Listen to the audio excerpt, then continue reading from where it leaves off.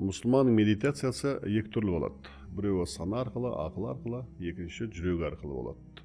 Жүрек арқылы ол түсінікті, зікір арқылы болады. Зікір ол тілмен болғанмен негізінде жүрек арқылы болады. Жүректің өзінің мәртебелері бар, сол мәртебелеріне терең бойлау арқылы адам медитация жасайды. Бүгін тілмен айтқанда, жастардың тілмен айтқанда медитация дейді. Бірақ бұны біз медитация демейді, жүректегі зікір деп айтылады.